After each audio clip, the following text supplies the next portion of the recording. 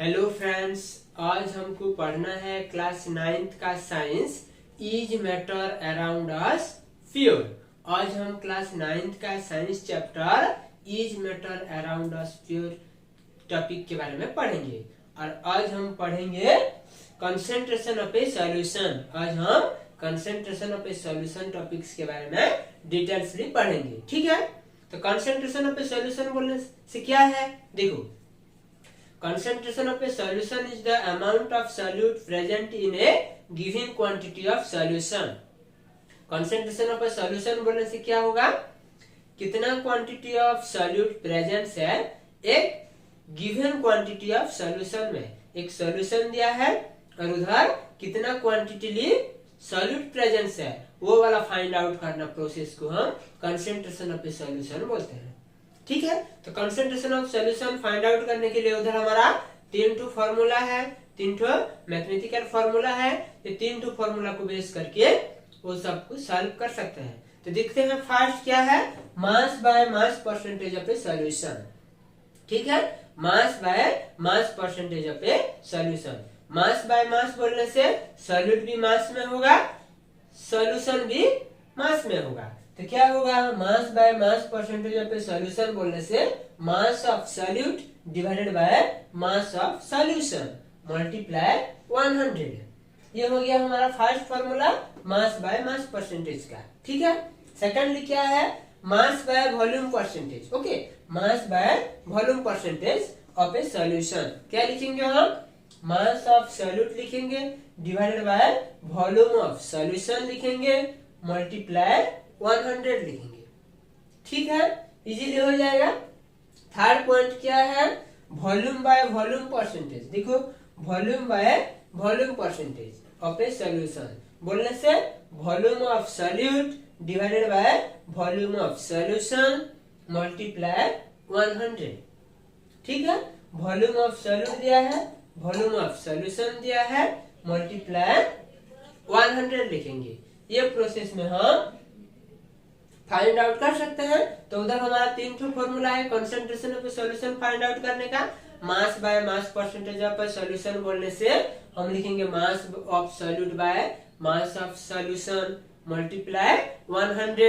ये हिसाब से mass by volume percentage of solution बोलने से मास of solute divided by volume of solution multiply 100।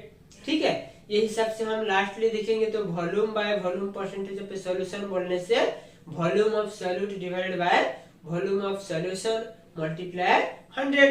ये 3 प्रोसेस फॉर्मूला को बेस करके हम concentration of solution find out कर सकते हैं।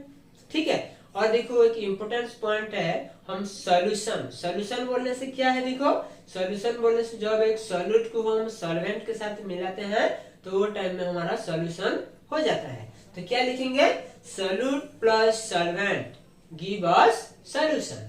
तो मास ऑफ सॉल्यूशन बोलने से क्या होगा, मास of solute plus mass of solvent. ठीक है, ये हिसाब से हम वॉल्यूम को भी लिख सकते हैं, volume of solution equal to volume of solute plus volume of solvent. ठीक है, अभी हम एक मैथमेटिकली सॉल्व करेंगे concentration of a solution find out करने का। ठीक है, तो देखो, a solution contains 30 gram of sugar dissolved in 370 gram of water, then calculate the concentration of this solution. Okay, दिया है 30 ग्राम ऑफ शुगर दिया है, 370 ग्राम ऑफ वाटर दिया है। तो सॉल्यूशन निकालना है हमको और कैलकुलेट करना है कि कंसंट्रेशन ऑफ सॉल्यूशन क्या होगा। ठीक है, तो उधर देखो हमको क्या दिया है, लिखेंगे डिटेल्सली। गिवन में दिया है मास ऑफ सॉल्यूट। ठीक है, लिखेंगे मास ऑफ सॉल्यूट।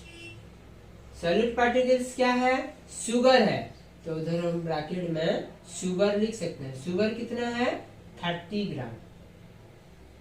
ओके, नेक्स्ट क्या दिया है, 370 ग्राम ऑफ वाटर बोले से ये क्या होगा, सॉल्वेंट होगा।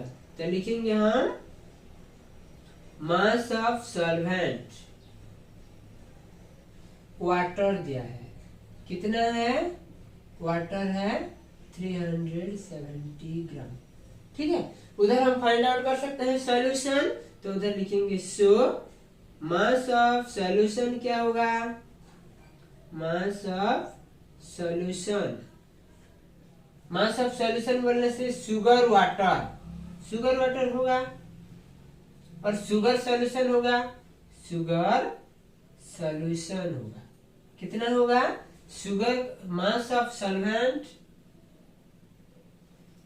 मास of solute plus mass of solvent. Solute कितना है, 30 ग्राम है, सॉल्वेंट है 370 ग्राम, दोनों को ऐड करने से होगा 400 ग्राम। ठीक है, तो मास ऑफ सॉल्यूशन हो गया 400 ग्राम। ठीक है, अभी हम फाइंड आउट करते हैं कंसंट्रेशन ऑफ सॉल्यूशन, तो उधर लिखेंगे now concentration of the solution, और शुगर सॉल्यूशन लिखने से भी होगा, concentration of the solution equal to हम लिख सकते हैं mass of solute divided by mass of solution multiply 100।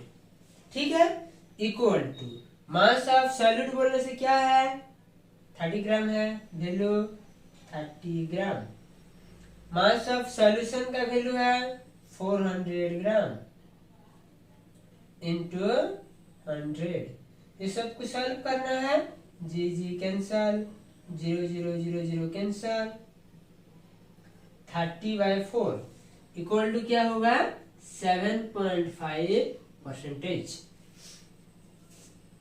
Okay, तो उधर हमारा हो गया कंसंट्रेशन ऑफ सॉल्यूशन हो गया 7.5%। ओके, ये हिसाब से हम अलग अलग प्रोसेस में अलग अलग फॉर्मूला पुट, जैसे मास, वॉल्यूम, वो सब को पुट करके अलग अलग मैथमेटिकली क्वेश्चन को सॉल्व कर सकते हैं। ओके, अभी हम पढ़ लेते हैं unsaturated solution, saturated solution, solubility and physical and chemical changes के बारे में। ओके, तो देखो फर्स्ट अनसैचुरेटेड सॉल्यूशन क्या है, अनसैचुरेटेड सॉल्यूशन के बारे में पढ़ेंगे। ठीक है, तो देखो अनसैचुरेटेड सॉल्यूशन बोलने से ए solution in which okay more quantity of solute can be dissolve in without its rising temperature. क्या है, a solution in which more quantity of solute can be dissolve without rising its temperature. एक solution है जहां पे ज्यादा quantity solute को dissolve कर सकते हैं, उसका टेम्परेचर को इंक्रीज नहीं करके, वो वाला सॉल्यूशन को हम अनसैचुरेटेड सॉल्यूशन बोलते हैं। ठीक है, हो गया। उसके बाद सैचुरेटेड सॉल्यूशन बोलने से क्या होगा, उसका ऑपोजिट होगा, क्या है, a solution in which no more solute can be dissolve. Okay, उधर ज्यादा सॉल्यूट डिजॉल्व नहीं हो पाएगा एट दैट टेम्परेचर, वो टेम्परेचर में ज्यादा सॉल्यूट डिजॉल्व नहीं हो पाएगा, नहीं कर सकते हैं, वो वाला सॉल्यूशन को हम सैचुरेटेड सॉल्यूशन बोलते हैं। तो दोनों में डिफरेंस देखने से क्या होगा, अनसैचुरेटेड सॉल्यूशन बोलने से ज्यादा क्वांटिटी सॉल्यूट को हम डिजॉल्व कर सकते हैं without raising its temperature, temperature increase नहीं करके हम ज्यादा क्वांटिटी ऑफ सॉल्यूट को डिजॉल्व करने वाला सॉल्यूशन को अनसैचुरेटेड सॉल्यूशन बोलते हैं। और सैचुरेटेड सॉल्यूशन बोलने से ज्यादा सॉल्यूट को हम डिजॉल्व नहीं कर सकते हैं, वो वाला सॉल्यूशन में एट दैट टेम्परेचर, वो टेम्परेचर में। ठीक है, उसके बाद देखते हैं हम सॉल्युबिलिटी। सॉल्युबिलिटी क्या होगा, the maximum amount of solute which can be dissolve in 100 gram of solvent at specific temperature. क्या है, कितना ज्यादा अमाउंट ऑफ सॉल्यूट को हम डिजॉल्व कर सकते हैं 100 ग्राम ऑफ सॉल्वेंट में एक स्पेसिफिक टेम्परेचर में, वो वाला को ही बोलते हैं हम, is known as solubility of that solute at in that solvent at that temperature.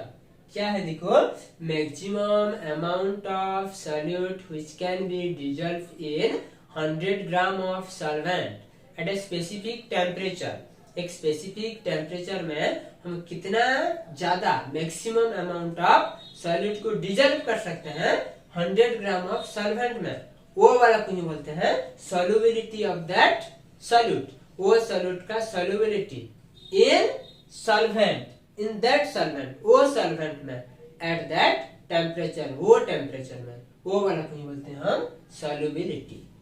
ठीक है, हो गया।